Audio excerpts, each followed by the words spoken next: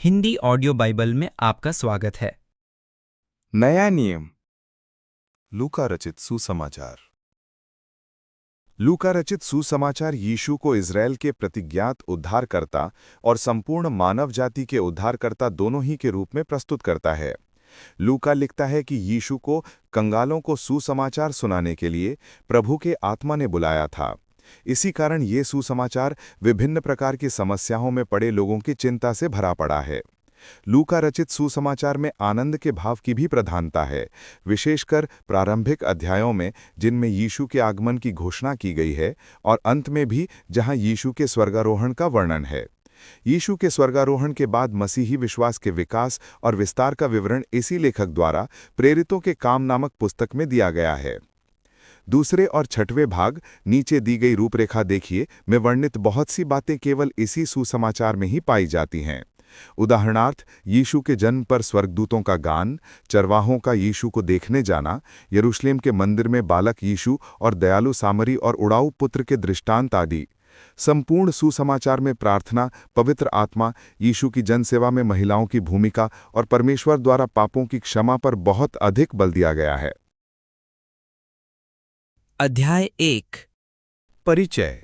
बहुतों ने उन बातों का जो हमारे बीच में बीती हैं इतिहास लिखने में हाथ लगाया है, जैसा कि उन्होंने जो पहले ही से इन बातों की देखने वाले और वचन के सेवक थे हम तक पहुंचाया। इसीलिए हे श्रीमान थियोफिलस, मुझे भी यह उचित मालूम हुआ कि उन सब बातों का संपूर्ण हाल आरंभ से ठीक ठीक जांच करके उन्हें तेरे लिए क्रमानुसार लिखूं, ताकि तू ये जान ले कि वे बातें जिनकी तूने शिक्षा पाई हैं कैसी अटल हैं। यूहन्ना के जन्म की घोषणा। यहूदिया के राजा हेरोदेस के समय अबियाह के दल में जकरियाह नाम का एक याजक था और उसकी पत्नी हारून के वंश की थी, जिसका नाम इलीशिबा था। वे दोनों परमेश्वर के सामने धर्मी थे और प्रभु की सारी आज्ञाओं और विधियों पर निर्दोष चलने वाले थे। उनके कोई भी संतान न थी, क्योंकि इलीशिबा बांझ थी और वे दोनों बूढ़े थे। जब वह अपने दल की पारी पर परमेश्वर के सामने याजक का काम करता था, तो याजकों की रीति के अनुसार उसके नाम पर चिट्ठी निकली कि प्रभु के मंदिर में जाकर धूप जलाए। धूप जलाने के समय लोगों की सारी मंडली बाहर प्रार्थना कर रही थी। उस समय प्रभु का एक स्वर्गदूत धूप की वेदी की दाहिनी ओर खड़ा हुआ उसको दिखाई दिया। जकरियाह देखकर घबराया और उस पर बड़ा भय छा गया। परंतु स्वर्गदूत ने उससे कहा, हे जकरियाह, भयभीत न हो, क्योंकि तेरी प्रार्थना सुन ली गई है और तेरी पत्नी इलीशिबा से तेरे लिए एक पुत्र उत्पन्न होगा और तू उसका नाम यूहन्ना रखना। तुझे आनंद और हर्ष होगा और बहुत लोग उसके जन्म के कारण आनंदित होंगे, क्योंकि वह प्रभु के सामने महान होगा और दाखरस और मदिरा कभी न पिएगा और अपनी माता के गर्भ ही से पवित्र आत्मा से परिपूर्ण हो जाएगा और इस्राएलियों में से बहुतेरों को उनके प्रभु परमेश्वर की ओर फेरेगा। वह एलियाह की आत्मा और सामर्थ्य में होकर उसके आगे आगे चलेगा कि पितरों का मन बाल बच्चों की ओर फेर दे और आज्ञा न मानने वालों को धर्मियों की समझ पर लाए और प्रभु के लिए एक योग्य प्रजा तैयार करे। जकरियाह ने स्वर्गदूत से पूछा, यह मैं कैसे जानूं, क्योंकि मैं तो बूढ़ा हूं और मेरी पत्नी भी बूढ़ी हो गई है। स्वर्गदूत ने उसको उत्तर दिया, मैं जिब्राइल हूं जो परमेश्वर के सामने खड़ा रहता हूं और मैं तुझसे बातें करने और तुझे यह सुसमाचार सुनाने को भेजा गया हूं। देख, जिस दिन तक ये बातें पूरी न हो लें उस दिन तक तू मौन रहेगा और बोल न सकेगा, इसलिए कि तूने मेरी बातों की जो अपने समय पर पूरी होंगी प्रतीति न की। लोग जकरियाह की बाट देखते रहे और अचंभा करने लगे कि उसे मंदिर में इतनी देर क्यों लगी। जब वह बाहर आया तो उनसे बोल न सका, अतः वे जान गए कि उसने मंदिर में कोई दर्शन पाया है और वह उनसे संकेत करता रहा और गूंगा रह गया। जब उसकी सेवा के दिन पूरे हुए तो वह अपने घर चला गया। इन दिनों के बाद उसकी पत्नी इलीशिबा गर्भवती हुई और 5 महीने तक अपने आप को यह कह के छिपाए रखा, मनुष्यों में मेरा अपमान दूर करने के लिए प्रभु ने इन दिनों में कृपा दृष्टि करके मेरे लिए ऐसा किया है। यीशु के जन्म की घोषणा। 6वें महीने में परमेश्वर की ओर से जिब्राइल स्वर्गदूत गलील के नासरत नगर में एक कुंवारी के पास भेजा गया, जिसकी मंगनी यूसुफ नामक दाऊद के घराने के एक पुरुष से हुई थी। उस कुंवारी का नाम मरियम था। स्वर्गदूत ने उसके पास भीतर आकर कहा, आनंद और जय तेरी हो, जिस पर ईश्वर का अनुग्रह हुआ है, प्रभु तेरे साथ है। वह उस वचन से बहुत घबरा गई और सोचने लगी कि ये किस प्रकार का अभिवादन है। स्वर्गदूत ने उससे कहा, हे मरियम, भयभीत ना हो, क्योंकि परमेश्वर का अनुग्रह तुझ पर हुआ है। देख, तू गर्भवती होगी और तेरे एक पुत्र उत्पन्न होगा। तू उसका नाम यीशु रखना। वह महान होगा और परम प्रधान का पुत्र कहलाएगा। और प्रभु परमेश्वर उसके पिता दाऊद का सिंहासन उसको देगा, और वो याकूब के घराने पर सदा राज्य करेगा, और उसके राज्य का अंत ना होगा। मरियम ने स्वर्गदूत से कहा, ये कैसे होगा? मैं तो पुरुष को जानती ही नहीं। स्वर्गदूत ने उसको उत्तर दिया, पवित्र आत्मा तुझ पर उतरेगा और परम प्रधान की सामर्थ्य तुझ पर छाया करेगी। इसलिए वो पवित्र जो उत्पन्न होने वाला है परमेश्वर का पुत्र कहलाएगा। और देख, तेरी कुटुंबिनी इलीशिबा के भी बुढ़ापे में पुत्र होने वाला है। ये उसका जो बांझ कहलाती थी 6वां महीना है, क्योंकि जो वचन परमेश्वर की ओर से होता है वो प्रभाव रहित नहीं होता। मरियम ने कहा, देख, मैं प्रभु की दासी हूँ, मुझे तेरे वचन के अनुसार हो। तब स्वर्गदूत उसके पास से चला गया। मरियम का इलीशिबा से मिलने जाना।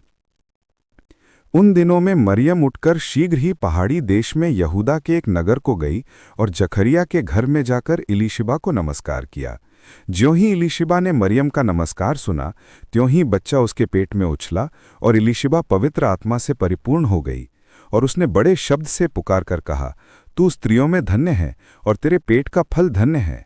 ये अनुग्रह मुझे कहाँ से हुआ कि मेरे प्रभु की माता मेरे पास आई? देख, ज्यों ही तेरे नमस्कार का शब्द मेरे कानों में पड़ा, त्यों ही बच्चा मेरे पेट में आनंद से उछल पड़ा। धन्य है वो जिसने विश्वास किया कि जो बातें प्रभु की ओर से उससे कही गईं वे पूरी होंगी। मरियम का स्तुतिगान। तब मरियम ने कहा, मेरा प्राण प्रभु की बढ़ाई करता है और मेरी आत्मा मेरे उद्धार करने वाले परमेश्वर से आनंदित हुई, क्योंकि उसने अपनी दासी की दीनता पर दृष्टि की है। इसलिए देखो, अब से सब युग युग के लोग मुझे धन्य कहेंगे, क्योंकि उस शक्तिमान ने मेरे लिए बड़े बड़े काम किए हैं। उसका नाम पवित्र है और उसकी दया उन पर जो उससे डरते हैं पीढ़ी से पीढ़ी तक बनी रहती है। उसने अपना भुजबल दिखाया और जो अपने आप को बड़ा समझते थे उन्हें तितर बितर किया। उसने बलवानों को उनके सिंहासनों से गिरा दिया और दीनों को ऊंचा किया। उसने भूखों को अच्छी वस्तुओं से तृप्त किया और धनवानों को छूछे हाथ निकाल दिया। उसने अपने सेवक इस्राएल को संभाल लिया कि अपनी उस दया को स्मरण करे जो अब्राहम और उसके वंश पर सदा रहेगी, जैसा उसने हमारे बाप दादों से कहा था। मरियम लगभग 3 महीने उसके साथ रहकर अपने घर लौट गई। यूहन्ना बपतिस्मा देने वाले का जन्म। तब इलीशिबा के प्रसव का समय पूरा हुआ और उसने पुत्र को जन्म दिया। उसके पड़ोसियों और कुटुंबियों ने यह सुनकर कि प्रभु ने उस पर बड़ी दया की है, उसके साथ आनंद मनाया। और ऐसा हुआ कि 8वें दिन वे बालक का खतना करने आए और उसका नाम उसके पिता के नाम पर जकरिया रखने लगे। इस पर उसकी माता ने उत्तर दिया, नहीं, वरन उसका नाम यूहन्ना रखा जाए। उन्होंने उससे कहा, तेरे कुटुंब में किसी का ये नाम नहीं। तब उन्होंने उसके पिता से संकेत करके पूछा कि तू उसका नाम क्या रखना चाहता है।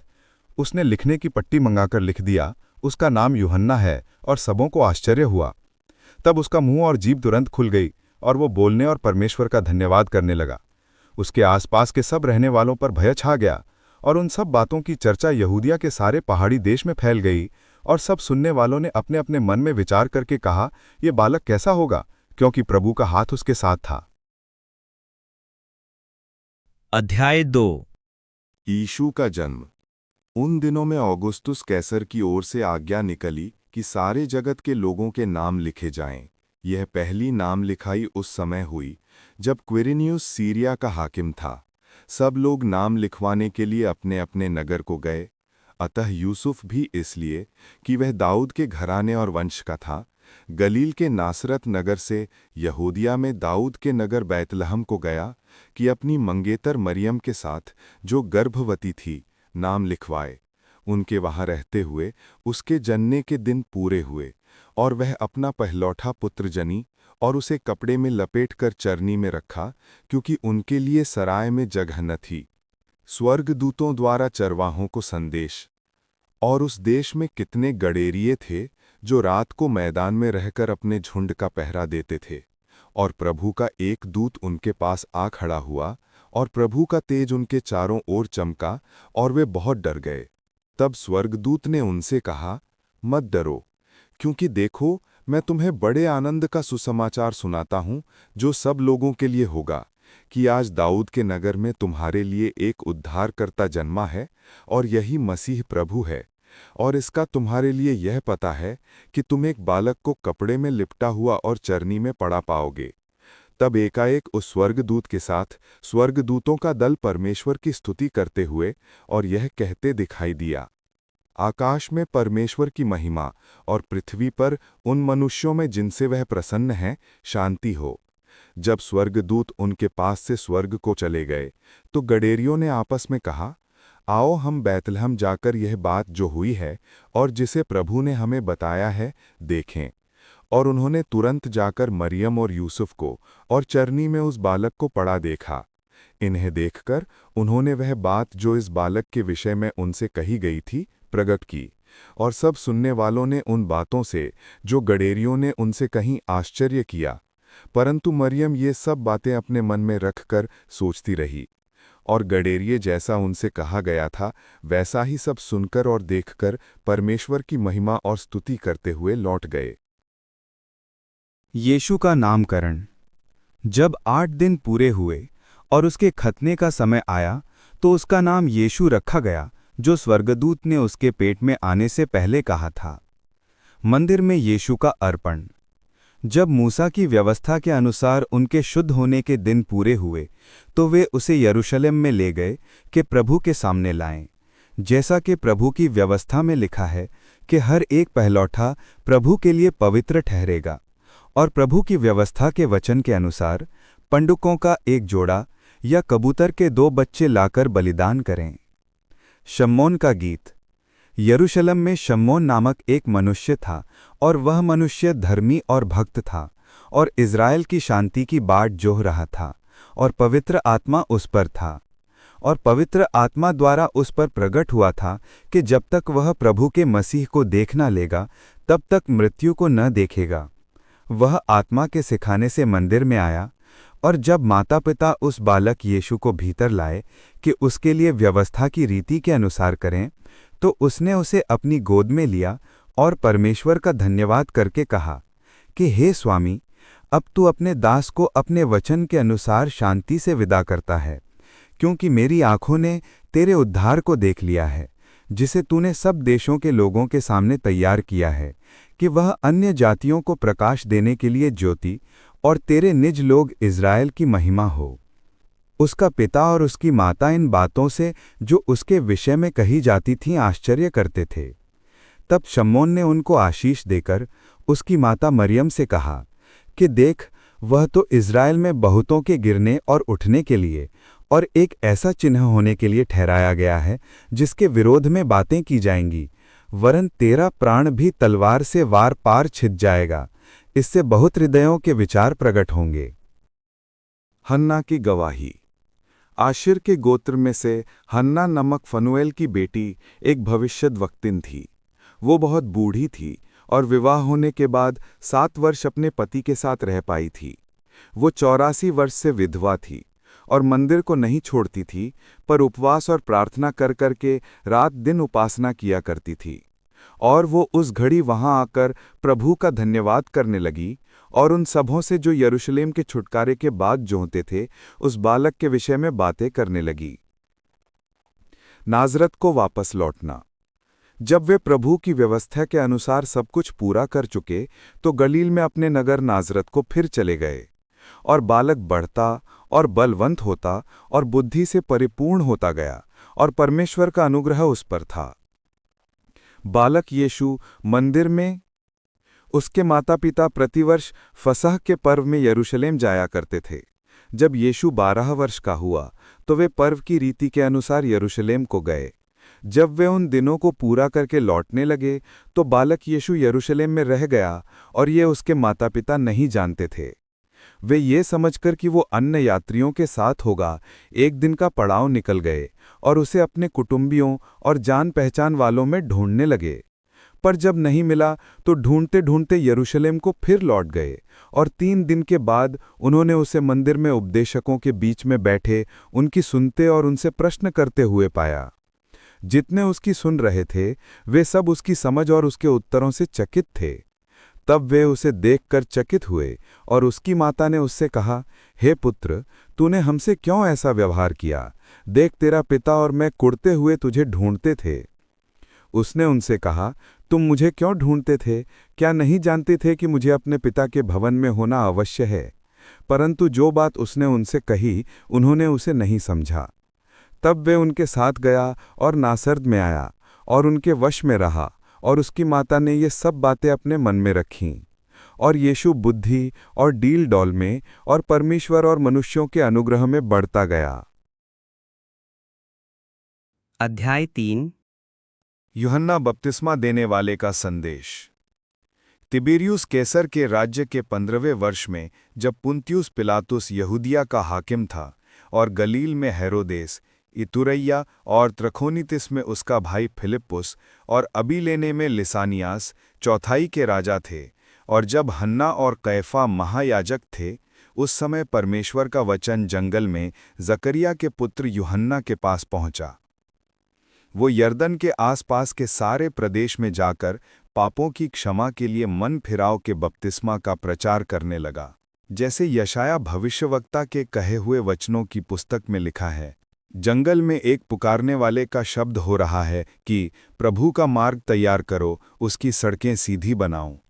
हर एक घाटी भर दी जाएगी और हर एक पहाड़ और टीला नीचा किया जाएगा, और जो टेढ़ा है सीधा और जो ऊंचा नीचा है वो चौरस मार्ग बनेगा, और हर प्राणी परमेश्वर के उद्धार को देखेगा।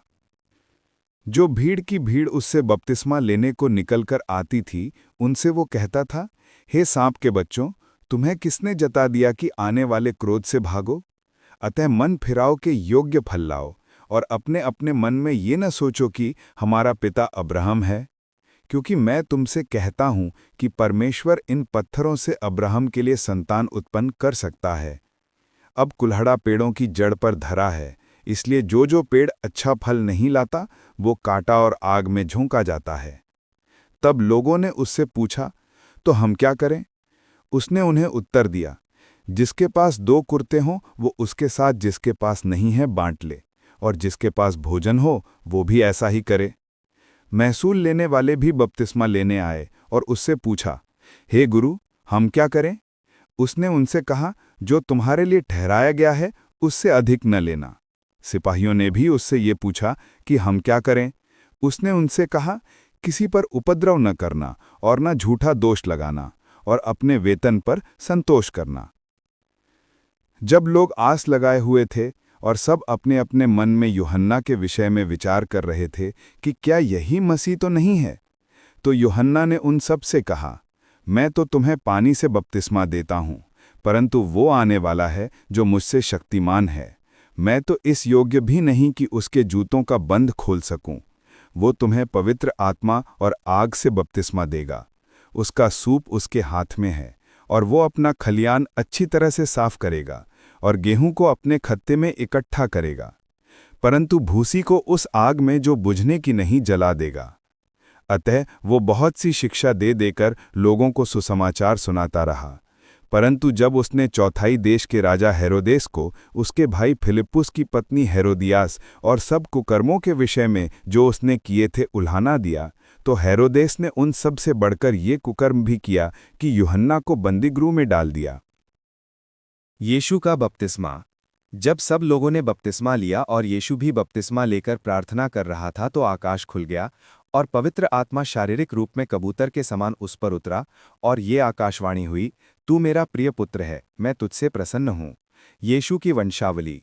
जब यीशु आप उपदेश करने लगा तो लगभग 30 वर्ष की आयु का था, और जैसा समझा जाता था यूसुफ का पुत्र था, और वह एली का, और वह मत्तात का, और वह लेवी का, और वह मलकी का, और वह यन्ना का, और वह यूसुफ का, और वह मत्तित्याह का, और वह आमोस का, और वह नहूम का, और वह असल्याह का, और वह नोगह का, और वह मात का, और वह मत्तित्याह का, और वह शिमी का, और वह योसेख का, और वह यहूदाह का, और वह यूहन्ना का, और वह रेसा का, और वह जरुबाबिल का, और वह शालत्तियेल का, और वह नेरी का, और वह मलकी का, और वह अद्दी का, और वह कोसाम का, और वह इल्मोदाम का, और वह अर का, और वह यीशु का, और वह एलाजार का, और वह योरीम का, और वह मत्तात का, और वह लेवी का, और वह शमोन का, और वह यहूदाह का, और वह यूसुफ का, और वह योनान का, और वह इलियाकीम का, और वह मलियाह का, और वह मिन्नाह का, और वह मत्ता का, और वह नातान का,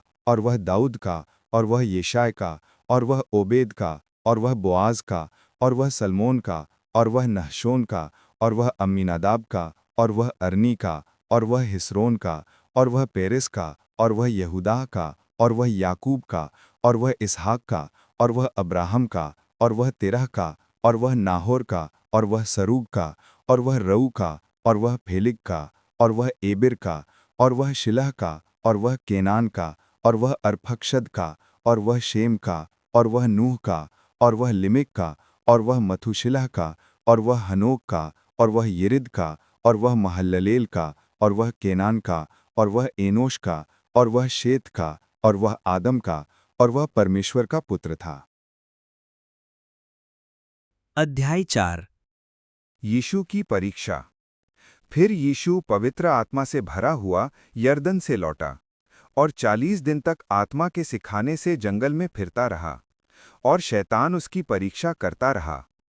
उन दिनों में उसने कुछ न खाया और जब वे दिन पूरे हो गए तो उसे भूख लगी। तब शैतान ने उससे कहा, यदि तू परमेश्वर का पुत्र है तो इस पत्थर से कह कि रोटी बन जाए। यीशु ने उसे उत्तर दिया, लिखा है, मनुष्य केवल रोटी से जीवित न रहेगा। तब शैतान उसे ले गया और उसको पल भर में जगत के सारे राज्य दिखाए और उससे कहा, मैं ये सब अधिकार और इनका वैभव तुझे दूंगा, क्योंकि वो मुझे सौंपा गया है और जिसे चाहता हूं उसी को दे देता हूं। इसलिए यदि तू मुझे प्रणाम करे तो ये सब तेरा हो जाएगा। यीशु ने उसे उत्तर दिया, लिखा है, तू प्रभु अपने परमेश्वर को प्रणाम कर और केवल उसी की उपासना कर। तब उसने उसे यरूशलेम में ले जाकर मंदिर के कंगूरे पर खड़ा किया और उससे कहा, यदि तू परमेश्वर का पुत्र है तो अपने आप को यहाँ से नीचे गिरा दे, क्योंकि लिखा है वो तेरे विषय में अपने स्वर्गदूतों को आज्ञा देगा कि वे तेरी रक्षा करें और वे तुझे हाथों हाथ उठा लेंगे, ऐसा न हो कि तेरे पाँव में पत्थर से ठेस लगे। यीशु ने उसको उत्तर दिया, ये भी कहा गया है, तो प्रभु अपने परमेश्वर की परीक्षा न करना। जब शैतान सब परीक्षा कर चुका तब कुछ समय के लिए उसके पास से चला गया। यीशु के सेवा कार्य का आरंभ। फिर यीशु आत्मा की सामर्थ्य से भरा हुआ गलील को लौटा और उसकी चर्चा आसपास के सारे देश में फैल गई। वो उनके आराधनालयों में उपदेश करता रहा और सब उसकी बढ़ाई करते थे। नासरत में यीशु का अनादर। फिर वो नासरत में आया जहां पाला पोसा गया था और अपनी रीति के अनुसार सब्बत के दिन आराधनालय में जाकर पढ़ने के लिए खड़ा हुआ। यशाया भविष्यद्वक्ता के पुस्तक उसे दी गई और उसने पुस्तक खोलकर वह जगह निकाली जहां यह लिखा था कि प्रभु का आत्मा मुझ पर है, इसलिए कि उसने कंगालों को सुसमाचार सुनाने के लिए मेरा अभिषेक किया है और मुझे इसलिए भेजा है कि बंदियों को छुटकारे का और अंधों को दृष्टि पाने का सुसमाचार प्रचार करूं और कुचले हुओं को छुड़ाऊं और प्रभु के प्रसन्न रहने के वर्ष का प्रचार करूं। तब उसने पुस्तक बंद करके सेवक के हाथ में दे दी और बैठ गया और आराधनालय के सब लोगों की आंखें उस पर लगी थीं। तब वह उनसे कहने लगा, आज ही यह लेख तुम्हारे सामने पूरा हुआ है। सब ने उसे सराहा और जो अनुग्रह की बातें उसके मुंह से निकलती थीं उनसे अचंभित हुए और कहने लगे, क्या यह यूसुफ का पुत्र नहीं? उसने उनसे कहा, तुम मुझ पर यह कहावत अवश्य कहोगे कि हे वैद्य, अपने आप को अच्छा कर। जो कुछ हमने सुना है कि कफरनहूम में किया गया है उसे यहाँ अपने देश में भी कर। और उसने कहा, मैं तुमसे सच कहता हूँ, कोई भविष्यद्वक्ता अपने देश में मान सम्मान नहीं पाता।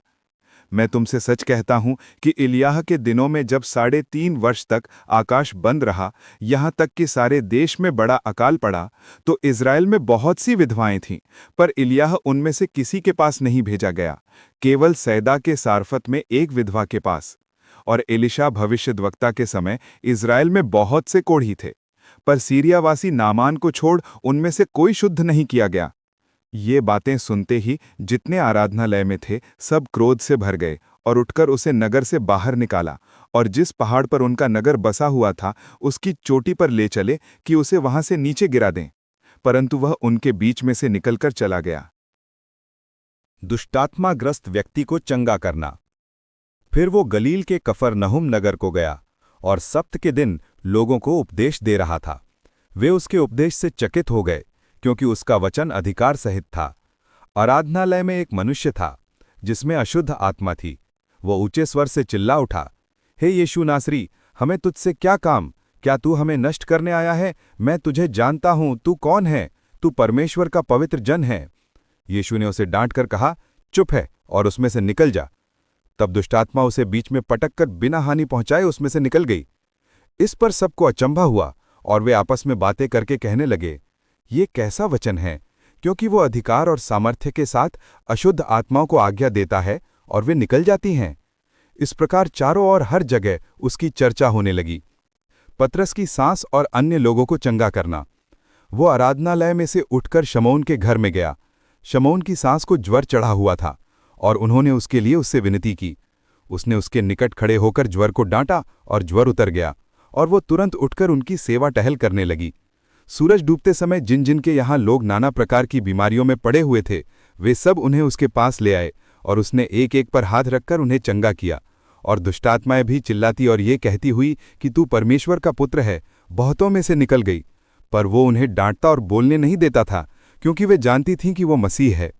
आराधनालयों में प्रचार करना। जब दिन हुआ तो वो निकलकर एक सुनसान जगह में गया और भीड़ की भीड़ उसे ढूंढती हुई उसके पास आई और उसे रोकने लगी कि वो उनके पास से न जाए। परंतु उसने उनसे कहा, मुझे अन्य नगरों में भी परमेश्वर के राज्य का सुसमाचार सुनाना अवश्य है, क्योंकि मैं इसीलिए भेजा गया हूं। और वो गलील के आराधनालयों में प्रचार करता रहा। अध्याय 5। प्रथम चेलों का बुलाया जाना। जब भीड़ परमेश्वर का वचन सुनने के लिए उस पर गिरी पड़ती थी और वह गन्नेसरत की झील के किनारे पर खड़ा था, तो ऐसा हुआ कि उसने झील के किनारे 2 नावें लगी हुई देखीं और मछुए उन पर से उतरकर जाल धो रहे थे। उन नावों में से एक पर, जो शमौन की थी, चढ़कर उसने उससे विनती की कि किनारे से थोड़ा हटा ले चले। तब वह बैठकर लोगों को नाव पर से उपदेश देने लगा। जब वह बातें कर चुका तो शमौन से कहा, गहरे में ले चल और मछलियां पकड़ने के लिए अपने जाल डालो। शमौन ने उसको उत्तर दिया, हे स्वामी, हमने सारी रात मेहनत की और कुछ न पकड़ा, तो अभी तेरे कहने से जाल डालूंगा। जब उन्होंने ऐसा किया तो बहुत मछलियां घेर लाए और उनके जाल फटने लगे।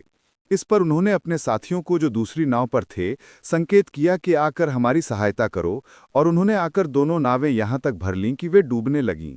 यह देखकर शमौन पतरस यीशु के पांव पर गिरा और कहा, हे प्रभु, मेरे पास से जा, क्योंकि मैं पापी मनुष्य हूं। क्योंकि इतनी मछलियों के पकड़े जाने से उसे और उसके साथियों को बहुत अचंभा हुआ, और वैसे ही जब्दी के पुत्र याकूब और यूहन्ना को भी अचंभा हुआ। तब यीशु ने शमौन से कहा, मत डर, अब से तू मनुष्यों को जीवता पकड़ा करेगा। और वे नावों को किनारे पर ले आए और सब कुछ छोड़कर उसके पीछे हो लिए। कोढ़ के रोगी को चंगा करना।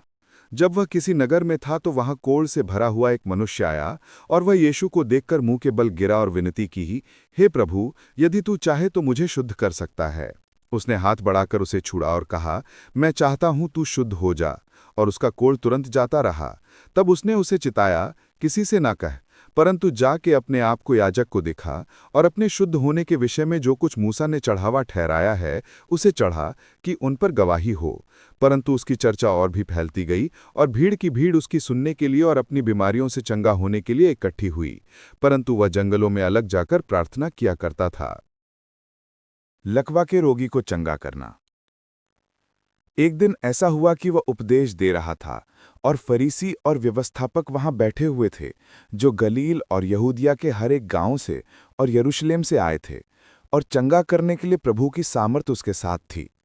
उस समय कई लोग एक मनुष्य को, जो लकवे का रोगी था, खाट पर लाए और वे उसे भीतर ले जाने और यीशु के सामने रखने का उपाय ढूंढ रहे थे। पर जब भीड़ के कारण उसे भीतर न ले जा सके, तो उन्होंने छत पर चढ़कर और खपरैल हटाकर उसे खाट समेत बीच में यीशु के सामने उतार दिया। उसने उनका विश्वास देखकर उससे कहा, हे मनुष्य, तेरे पाप क्षमा हुए। तब शास्त्री और फरीसी विवाद करने लगे, ये कौन है जो परमेश्वर की निंदा करता है? परमेश्वर को छोड़ और कौन पापों को क्षमा कर सकता है? यीशु ने उनके मन की बातें जानकर उनसे कहा, तुम अपने मनों में क्या विवाद कर रहे हो? सहज क्या है? क्या ये कहना कि तेरे पाप क्षमा हुए, या ये कहना कि उठ और चल फिर? परंतु इसलिए कि तुम जानो कि मनुष्य के पुत्र को पृथ्वी पर पाप क्षमा करने का भी अधिकार है। उसने उस लकवे के रोगी से कहा, मैं तुझसे कहता हूं, उठ और अपनी खाट उठाकर अपने घर चला जा। वो तुरंत उनके सामने उठा और जिस पर वो पड़ा था उसे उठाकर परमेश्वर की बड़ाई करता हुआ अपने घर चला गया। तब सब चकित हुए और परमेश्वर की बड़ाई करने लगे और बहुत डर कर कहने लगे, आज हमने अनोखी बातें देखी हैं। लेवी का बुलाया जाना। इसके बाद वह बाहर गया और लेवी नामक एक चुंगी लेने वाले को चुंगी की चौकी पर बैठे देखा और उससे कहा, मेरे पीछे हो ले। तब वह सब कुछ छोड़कर उठा और उसके पीछे हो लिया। तब लेवी ने अपने घर में उसके लिए एक बड़ा भोज दिया और चुंगी लेने वालों की और अन्य लोगों की जो उसके साथ भोजन करने बैठे थे एक बड़ी भीड़ थी। इस पर फरीसी और उनके शास्त्री उसके चेलों से यह कहकर कुड़कुड़ाने लगे, तुम चुंगी लेने वालों और पापियों के साथ क्यों खाते पीते हो? यीशु ने उनको उत्तर दिया, वैद्य भले चंगों के लिए नहीं परंतु बीमारों के लिए आवश्यक है। मैं धर्मियों को नहीं परंतु पापियों को मन फिराने के लिए बुलाने आया हूं। उपवास का प्रश्न। उन्होंने उससे कहा, यूहन्ना के चेले तो बराबर उपवास रखते और प्रार्थना किया करते हैं, और वैसे ही फरीसियों के चेले भी, परंतु तेरे चेले तो खाते पीते हैं। यीशु ने उनसे कहा, क्या तुम बरातियों से जब तक दुल्हा उनके साथ रहे उपवास करवा सकते हो? परंतु वे दिन आएंगे जिनमें दुल्हा उनसे अलग किया जाएगा, तब वे उन दिनों में उपवास करेंगे। उसने एक और दृष्टांत भी उनसे कहा, कोई मनुष्य नए वस्त्र में से फाड़कर पुराने वस्त्र में पैबंद नहीं लगाता, नहीं तो नया फट जाएगा और वह पैबंद पुराने में मेल भी नहीं खाएगा। और कोई नया दाखरस पुरानी मशकों में नहीं भरता, नहीं तो नया दाखरस मशकों को फाड़कर बह जाएगा और मशकें भी नष्ट हो जाएंगी। परंतु नया दाखरस नई मशकों में भरना चाहिए। कोई मनुष्य पुराना दाखरस पीकर नया नहीं चाहता, क्योंकि वह कहता है कि पुराना ही अच्छा है। अध्याय 6। शब्द का प्रभु। फिर शब्द के दिन वह खेतों में से होकर जा रहा था और उसके चेले बालें तोड़ तोड़कर और हाथों से मल मल कर खाते जा रहे थे। तब फरीसियों में से कुछ कहने लगे, तुम वह काम क्यों करते हो जो शब्द के दिन करना उचित नहीं? यीशु ने उनको उत्तर दिया, क्या तुमने यह नहीं पढ़ा कि दाऊद ने जब वह और उसके साथी भूखे थे तो क्या किया? वह कैसे परमेश्वर के घर में गया और भेंट की रोटियां लेकर खाईं, जिन्हें खाना याजकों को छोड़ और किसी को उचित नहीं, और अपने साथियों को भी दीं। और उसने उनसे कहा, मनुष्य का पुत्र शब्द के दिन का भी प्रभु है। सूखे हाथ वाले मनुष्य को चंगा करना। ऐसा हुआ कि किसी और शब्द के दिन वह आराधनालय में जाकर उपदेश करने लगा, और वहां एक मनुष्य था जिसका दाहिना हाथ सूखा था। शास्त्री और फरीसी उस पर दोष लगाने का अवसर पाने की ताक में थे कि देखें वह शब्द के दिन चंगा करता है कि नहीं। परंतु वह उनके विचार जानता था, इसलिए उसने सूखे हाथ वाले मनुष्य से कहा, उठ, बीच में खड़ा हो। वह उठ खड़ा हुआ। यीशु ने उनसे कहा, मैं तुमसे यह पूछता हूं कि शब्द के दिन क्या उचित है, भला करना या बुरा करना, प्राण को बचाना या नाश करना? तब उसने चारों ओर उन सबों को देखकर उस मनुष्य से कहा, अपना हाथ बढ़ा। उसने ऐसा ही किया और उसका हाथ फिर चंगा हो गया। परंतु वे आपे से बाहर होकर आपस में विवाद करने लगे कि हम यीशु के साथ क्या करें। 12 प्रेरितों की नियुक्ति। उन दिनों में वह पहाड़ पर प्रार्थना करने गया और परमेश्वर से प्रार्थना करने में सारी रात बिताई। जब दिन हुआ तो उसने अपने चेलों को बुलाकर उनमें से 12 चुन लिए और उनको प्रेरित कहा, और वे ये हैं, शमौन, जिसका नाम उसने पतरस भी रखा, और उसका भाई अंद्रयास, और याकूब, और यूहन्ना, और फिलिपुस, और बरतुल्मै, और मत्ती, और थोमा, और हल्फई का पुत्र याकूब, और शमौन जो जेलोतेस कहलाता है, और याकूब का बेटा यहूदा, और यहूदा इस्करियोती जो उसका पकड़वाने वाला बना। शिक्षा देना और चंगा करना। तब वह उनके साथ उतरकर चौरस जगह में खड़ा हुआ, और उसके चेलों की बड़ी भीड़ और सारे यहूदिया, यरूशलेम और सूर और सैदा के समुद्र के किनारे से बहुत लोग जो उसकी सुनने और अपने बीमारियों से चंगा होने के लिए उसके पास आए थे, वहां थे। और अशुद्ध आत्माओं के सताए हुए लोग भी अच्छे किए जाते थे। सब उसे छूना चाहते थे, क्योंकि उसमें से सामर्थ निकलकर सबको चंगा करती थी। आशीष और शोक वचन। तब उसने अपने चेलों की ओर देखकर कहा, धन्य हो तुम जो दीन हो, क्योंकि परमेश्वर का राज्य तुम्हारा है। धन्य हो तुम जो अब भूखे हो, क्योंकि तृप्त किए जाओगे। धन्य हो तुम जो अब रोते हो, क्योंकि हंसोगे। धन्य हो तुम जब मनुष्य के पुत्र के कारण लोग तुमसे बैर करेंगे और तुम्हें निकाल देंगे और तुम्हारी निंदा करेंगे और तुम्हारा नाम बुरा जानकर काट देंगे। उस दिन आनंदित होकर उछलना, क्योंकि देखो, तुम्हारे लिए स्वर्ग में बड़ा प्रतिफल है। उनके बाप दादे भविष्यद्वक्ताओं के साथ भी वैसा ही किया करते थे। परंतु हाय तुम पर जो धनवान हो, क्योंकि तुम अपनी शांति पा चुके। हाय तुम पर जो अब तृप्त हो, क्योंकि भूखे होगे। हाय तुम पर जो अब हंसते हो, क्योंकि शोक करोगे और रोगे।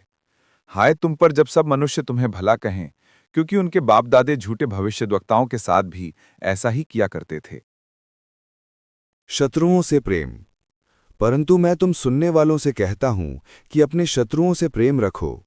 जो तुमसे बैर करें उनका भला करो, जो तुम्हें श्राप दें उनको आशीष दो, जो तुम्हारा अपमान करें उनके लिए प्रार्थना करो। जो तेरे एक गाल पर थप्पड़ मारे उसकी ओर दूसरा भी फेर दे, और जो तेरी दोहर छीन ले उसको कुर्ता लेने से भी ना रोक। जो कोई तुझसे मांगे उसे दे, और जो तेरी वस्तु छीन ले उससे न मांग। जैसा तुम चाहते हो कि लोग तुम्हारे साथ करें, तुम भी उनके साथ वैसा ही करो। यदि तुम अपने प्रेम रखने वालों के साथ प्रेम रखो तो तुम्हारी क्या बढ़ाई, क्योंकि पापी भी अपने प्रेम रखने वालों के साथ प्रेम रखते हैं। यदि तुम अपने भलाई करने वालों ही के साथ भलाई करते हो तो तुम्हारी क्या बढ़ाई, क्योंकि पापी भी ऐसा ही करते हैं। यदि तुम उन्हें उधार दो जिनसे फिर पाने की आशा रखते हो तो तुम्हारी क्या बढ़ाई, क्योंकि पापी पापियों को उधार देते हैं कि उतना ही फिर पाएं। वरन अपने शत्रुओं से प्रेम रखो और भलाई करो, और फिर पाने की आशा न रखकर उधार दो, और तुम्हारे लिए बड़ा फल होगा, और तुम परम प्रधान के संतान ठहरोगे, क्योंकि वह उन पर जो धन्यवाद नहीं करते और बुरों पर भी कृपालु है। जैसा तुम्हारा पिता दयावंत है वैसे ही तुम भी दयावंत बनो। दोष न लगाओ। दोष मत लगाओ तो तुम पर भी दोष नहीं लगाया जाएगा। दोषी न ठहराओ तो तुम भी दोषी नहीं ठहराए जाओगे। क्षमा करो तो तुम्हें भी क्षमा किया जाएगा। दिया करो तो तुम्हें भी दिया जाएगा। लोग पूरा नाप दबा दबाकर और हिला हिलाकर और उभरता हुआ तुम्हारी गोद में डालेंगे, क्योंकि जिस नाप से तुम नापते हो उसी से तुम्हारे लिए भी नापा जाएगा। फिर उसने उनसे एक दृष्टांत कहा, क्या अंधा अंधे को मार्ग बता सकता है? क्या दोनों गड्ढे में नहीं गिरेंगे?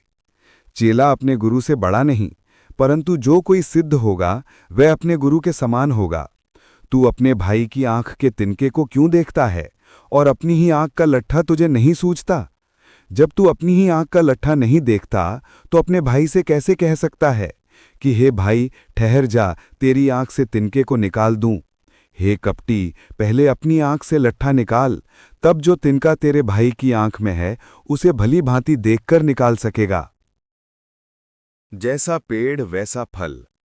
कोई अच्छा पेड़ नहीं जो निकम्मा फल लाए, और ना तो कोई निकम्मा पेड़ है जो अच्छा फल लाए। हर एक पेड़ अपने फल से पहचाना जाता है, क्योंकि लोग झाड़ियों से अंजीर नहीं तोड़ते और न झड़बेरी से अंगूर। भला मनुष्य अपने मन के भले भंडार से भली बातें निकालता है, और बुरा मनुष्य अपने मन के बुरे भंडार से बुरी बातें निकालता है, क्योंकि जो मन में भरा है वही उसके मुंह पर आता है। घर बनाने वाले दो मनुष्य। जब तुम मेरा कहना नहीं मानते तो क्यों मुझे हे प्रभु कहते हो? जो कोई मेरे पास आता है और मेरी बातें सुनकर उन्हें मानता है, मैं तुम्हें बताता हूं कि वह किसके समान है। वह उस मनुष्य के समान है जिसने घर बनाते समय भूमि गहरी खोदकर चट्टान पर नींव डाली, और जब बाढ़ आई तो धारा उस घर पर लगी, परंतु उसे हिला ना सकी, क्योंकि वह पक्का बना था। परंतु जो सुनकर नहीं मानता वह उस मनुष्य के समान है जिसने मिट्टी पर बिना नींव का घर बनाया। जब उस पर धारा लगी तो वह तुरंत गिर पड़ा, और गिरकर उसका सत्यानाश हो गया। अध्याय 7। एक सूबेदार का विश्वास। जब वो लोगों से ये सारी बातें कह चुका तो कफरनहुम में आया। वहां किसी सूबेदार का एक दास जो उसका प्रिय था बीमारी से मरने पर था।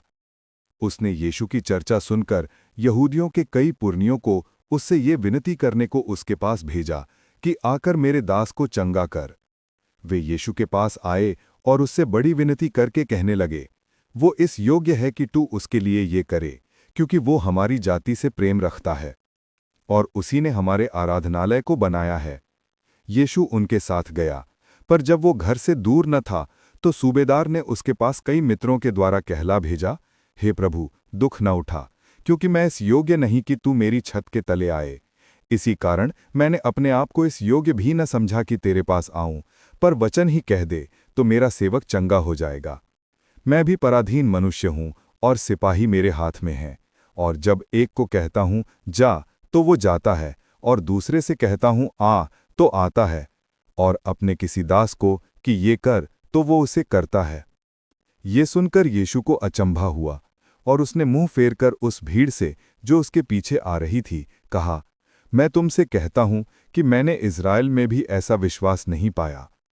और भेजे हुए लोगों ने घर लौटकर उस दास को चंगा पाया। विधवा के पुत्र को जीवनदान। थोड़े दिन बाद वो नाइन नाम के एक नगर को गया। उसके चेले और बड़ी भीड़ उसके साथ जा रही थी। जब वो नगर के फाटक के पास पहुंचा तो देखो, लोग एक मुर्दे को बाहर लिए जा रहे थे, जो अपनी मां का इकलौता पुत्र था, और वो विधवा थी, और नगर के बहुत से लोग उसके साथ थे। उसे देखकर प्रभु को तरस आया और उससे कहा, मत रो। तब वो पास आकर अर्थी को छुआ और उठाने वाले ठहर गए। तब उसने कहा, हे जवान, मैं तुझसे कहता हूं, उठ। तब वो मुर्दा उठ बैठा और बोलने लगा। उसने उसे उसकी मां को सौंप दिया। इससे सब पर भय छा गया, और वे परमेश्वर की बड़ाई करके कहने लगे कि हमारे बीच में एक बड़ा भविष्यवक्ता उठा है, और परमेश्वर ने अपने लोगों पर कृपा दृष्टि की है। और उसके विषय में ये बात सारे यहूदिया और आसपास के सारे देश में फैल गई। यूहन्ना बपतिस्मा देने वाले का प्रश्न। यूहन्ना को उसके चेलों ने इन सब बातों का समाचार दिया। तब यूहन्ना ने अपने चेलों में से 2 को बुलाकर प्रभु के पास ये पूछने के लिए भेजा, क्या आने वाला तू ही है, या हम किसी और की बाट देखें? उन्होंने उसके पास आकर कहा, यूहन्ना बपतिस्मा देने वाले ने हमें तेरे पास ये पूछने को भेजा है कि क्या आने वाला तू ही है, या हम किसी दूसरे की बाट देखें? उसी घड़ी उसने बहुतों को बीमारियों और पीड़ाओं और दुष्टात्माओं से छुड़ाया, और बहुत से अंधों को आंखें दी। और उसने उनसे कहा, जो कुछ तुमने देखा और सुना है, जाकर यूहन्ना से कह दो कि अंधे देखते हैं, लंगड़े चलते फिरते हैं, कोढ़ी शुद्ध किए जाते हैं, बहरे सुनते हैं, मुर्दे जिलाए जाते हैं, और कंगालों को सुसमाचार सुनाया जाता है। धन्य है वो जो मेरे विषय में ठोकर न खाए। जब यूहन्ना के भेजे हुए लोग चले गए तो यीशु यूहन्ना के विषय में लोगों से कहने लगा, तुम जंगल में क्या देखने गए थे? क्या हवा से हिलते हुए सरकंडे को? तो फिर तुम क्या देखने गए थे? क्या कोमल वस्त्र पहने हुए मनुष्य को? देखो, जो भड़कीला वस्त्र पहनते और सुख विलास से रहते हैं, वे राजभवनों में रहते हैं। तो फिर क्या देखने गए थे? क्या किसी भविष्यवक्ता को? हाँ, मैं तुमसे कहता हूं, वरन भविष्यवक्ता से भी बड़े को। ये वही है जिसके विषय में लिखा है, देख, मैं अपने दूत को तेरे आगे आगे भेजता हूं, जो तेरे आगे तेरा मार्ग सीधा करेगा। मैं तुमसे कहता हूं कि जो स्त्रियों से जन्मे हैं उनमें से यूहन्ना से बड़ा कोई नहीं, पर जो परमेश्वर के राज में छोटे से छोटा है, वो उससे भी बड़ा है। और सब साधारण लोगों ने सुनकर और चुंगी लेने वालों ने भी यूहन्ना का बपतिस्मा लेकर परमेश्वर को सच्चा मान लिया, परंतु फरीसियों और व्यवस्थापकों ने उससे बपतिस्मा न लेकर परमेश्वर के अभिप्राय को अपने विषय में टाल दिया। अतः मैं इस युग के लोगों की उपमा किससे दूं कि वे किसके समान हैं? वे उन बालकों के समान हैं जो बाजार में बैठे हुए एक दूसरे से पुकार कर कहते हैं, हमने तुम्हारे लिए बांसुरी बजाई और तुम न नाचे, हमने विलाप किया और तुम न रोए, क्योंकि यूहन्ना बपतिस्मा देने वाला न रोटी खाता आया न दाखरस पीता आया, और तुम कहते हो उसमें दुष्टात्मा है। मनुष्य का पुत्र खाता पीता आया है, और तुम कहते हो, देखो पेटू और पियक्कड़ मनुष्य, चुंगी लेने वालों का और पापियों का मित्र। पर ज्ञान अपनी सब संतानों द्वारा सच्चा ठहराया गया है। फरीसी के घर पापिनी स्त्री को क्षमा। फिर किसी फरीसी ने उससे विनती की कि वह उसके साथ भोजन करे, अतः वह उस फरीसी के घर में जाकर भोजन करने बैठा। उस नगर की एक पापिनी स्त्री, ये जानकर कि वह फरीसी के घर में भोजन करने बैठा है, संगमरमर के पात्र में इत्र लाई और उसके पांव के पास पीछे खड़ी होकर रोती हुई उसके पांव को आंसुओं से भिगोने और अपने सिर के बालों से पोंछने लगी और उसके पांव बार बार चूमकर उन पर इत्र मला। ये देखकर वो फरीसी जिसने उसे बुलाया था अपने मन में सोचने लगा, यदि यह भविष्यद्वक्ता होता तो जान जाता कि ये जो इसे छू रही है वह कौन और कैसी स्त्री है, क्योंकि वह तो पापिनी है। यीशु ने उसके उत्तर में कहा, हे शमून, मुझे तुझसे कुछ कहना है। वह बोला, हे गुरु, कह। किसी महाजन के 2 देनदार थे, एक 500 और दूसरा 50 दिनार का देनदार था। जब उनके पास पटाने को कुछ न रहा तो उसने दोनों को क्षमा कर दिया। इसलिए उनमें से कौन उससे अधिक प्रेम रखेगा? शमून ने उत्तर दिया, मेरी समझ में वह जिसका उसने अधिक छोड़ दिया। उसने उससे कहा, तूने ठीक विचार किया है। और उस स्त्री की ओर फिरकर उसने शमून से कहा, क्या तू इस स्त्री को देखता है? मैं तेरे घर में आया परंतु तूने मेरे पांव धोने के लिए पानी न दिया, पर इसने मेरे पांव आंसुओं से भिगोए और अपने बालों से पोंछा। तूने मुझे चूमा न दिया, पर जब से मैं आया हूं तब से इसने मेरे पांवों का चूमना न छोड़ा। तूने मेरे सिर पर तेल नहीं मला, पर इसने मेरे पांव पर इत्र मला है। इसलिए मैं तुझसे कहता हूं कि इसके पाप जो बहुत थे क्षमा हुए, क्योंकि इसने बहुत प्रेम किया। पर जिसका थोड़ा क्षमा हुआ है वह थोड़ा प्रेम करता है। और उसने स्त्री से कहा, तेरे पाप क्षमा हुए। तब जो लोग उसके साथ भोजन करने बैठे थे वे अपने अपने मन में सोचने लगे, ये कौन है जो पापों को भी क्षमा करता है?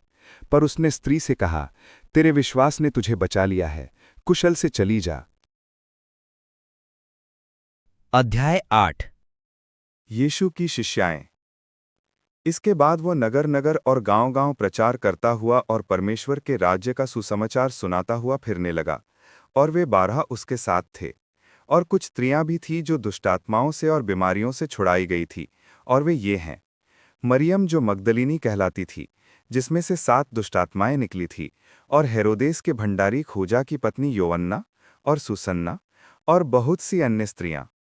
ये अपनी संपत्ति से उसकी सेवा करती थी। बीज बोने वाले का दृष्टांत। जब बड़ी भीड़ इकट्ठी हुई और नगर नगर के लोग उसके पास चले आते थे, तो उसने दृष्टांत में कहा, एक बोने वाला बीज बोने निकला। बोते हुए कुछ मार्ग के किनारे गिरा और रौंदा गया और आकाश के पक्षियों ने उसे चुग लिया।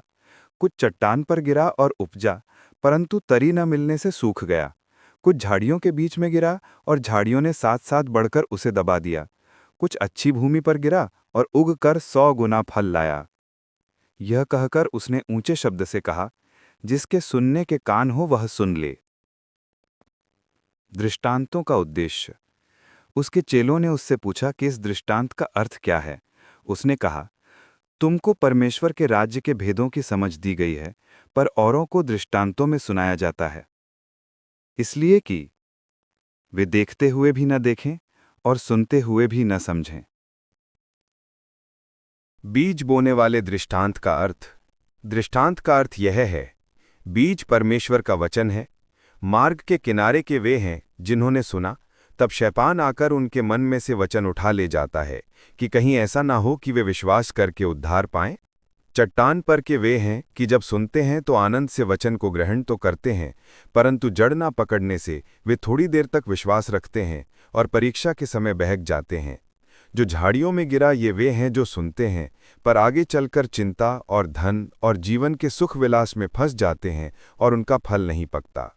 पर अच्छी भूमि में के वे हैं जो वचन सुनकर भले और उत्तम मन में संभाले रहते हैं और धीरज से फल लाते हैं। दीपक का दृष्टांत। कोई दिया जला के बर्तन से नहीं ढाकता और ना खाट के नीचे रखता है, परंतु दीवट पर रखता है कि भीतर आने वाले प्रकाश पाएं। कुछ छिपा नहीं जो प्रगट ना हो, और ना कुछ गुप्त है जो जाना ना जाए और प्रगट ना हो। इसलिए चौकस रहो कि तुम किस रीति से सुनते हो, क्योंकि जिसके पास है उसे दिया जाएगा, और जिसके पास नहीं है उससे वो भी ले लिया जाएगा जिसे वो अपना समझता है। यीशु की माता और भाई। उसकी माता और उसके भाई उसके पास आए, पर भीड़ के कारण उससे भेंट न कर सके। उससे कहा गया, तेरी माता और तेरे भाई बाहर खड़े हुए तुझसे मिलना चाहते हैं। उसने इसके उत्तर में उनसे कहा, मेरी माता और मेरे भाई ये ही हैं जो परमेश्वर का वचन सुनते और मानते हैं। आंधी को शांत करना। फिर एक दिन वह और उसके चेले नाव पर चढ़े और उसने उनसे कहा, आओ झील के पार चले। अतः उन्होंने नाव खोल दी। पर जब नाव चल रही थी तो वह सो गया, और झील पर आंधी आई और नाव पानी से भरने लगी और वे जोखिम में थे।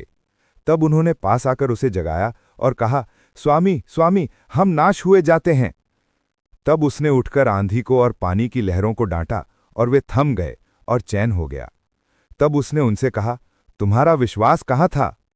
पर वे डर गए और अचंभित होकर आपस में कहने लगे, ये कौन है जो आंधी और पानी को भी आज्ञा देता है और वे उसकी मानते हैं? दुष्टात्माग्रस्त व्यक्ति को चंगा करना। फिर वे गिरासेनियों के देश में पहुंचे, जो उस पार गलील के सामने है। जब वो किनारे पर उतरा तो उस नगर का एक मनुष्य उसे मिला जिसमें दुष्टात्माएं थी। वो बहुत दिनों से न कपड़े पहनता था और न घर में रहता था, वरन कब्रों में रहा करता था। वह यीशु को देखकर चिल्लाया और उसके सामने गिरकर ऊंचे शब्द से कहा, हे परम प्रधान परमेश्वर के पुत्र यीशु, मुझे तुझसे क्या काम? मैं तुझसे विनती करता हूं, मुझे पीड़ा न दे। क्योंकि वह उस अशुद्ध आत्मा को उस मनुष्य में से निकलने की आज्ञा दे रहा था, इसलिए कि वह उस पर बार बार प्रबल होती थी। यद्यपि लोग उसे सांकलों और बेड़ियों से बांधते थे, तो भी वह बंधनों को तोड़ डालता था और दुष्टात्मा उसे जंगल में भगाए फिरती थी। यीशु ने उससे पूछा, तेरा क्या नाम है? उसने कहा, सेना, क्योंकि बहुत दुष्टात्माएं उसमें बैठ गई थी। उन्होंने उससे विनती की कि हमें अथाह गड्ढे में जाने की आज्ञा न दे। वहां पहाड़ पर सूअरों का एक बड़ा झुंड चल रहा था, इसलिए उन्होंने उससे विनती की कि हमें उनमें बैठने दे। उसने उन्हें जाने दिया।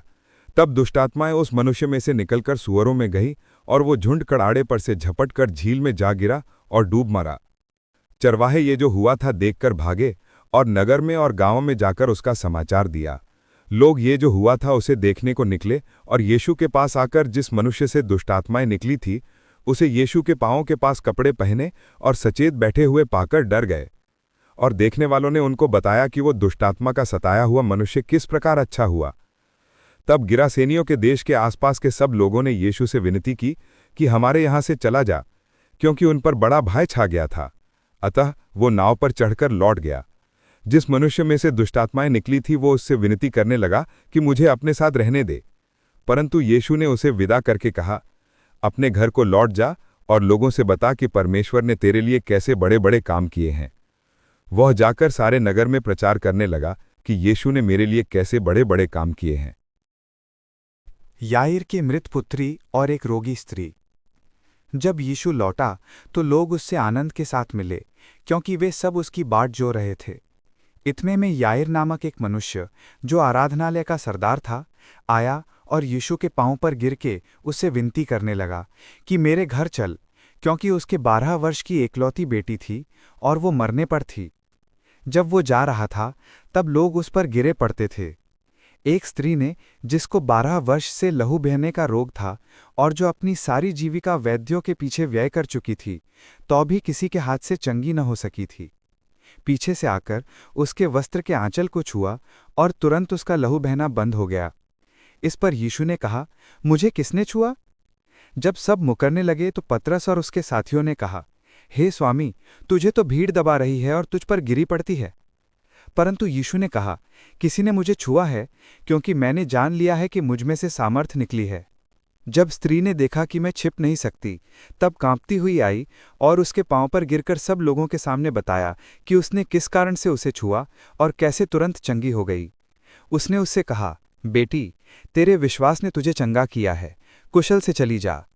वो यह कह ही रहा था कि किसी ने आराधनालय के सरदार के यहाँ से आकर कहा, तेरी बेटी मर गई है, गुरु को दुख न दे। यीशु ने यह सुनकर उसे उत्तर दिया, मत डर, केवल विश्वास रख तो वह बच जाएगी। घर में आकर उसने पतरस, यूहन्ना, याकूब और लड़की के माता पिता को छोड़ अन्य किसी को अपने साथ भीतर आने न दिया। सब उसके लिए रो पीट रहे थे, परंतु उसने कहा, रो मत, वो मरी नहीं परंतु सो रही है। वे यह जानकर कि वो मर गई है उसकी हंसी करने लगे, परंतु उसने उसका हाथ पकड़ा और पुकारकर कहा, हे लड़की, उठ। तब उसके प्राण लौट आए और वो तुरंत उठ बैठी। फिर उसने आज्ञा दी कि उसे कुछ खाने को दिया जाए। उसके माता पिता चकित हुए, परंतु उसने उन्हें चिताया कि यह जो हुआ है किसी से न कहना।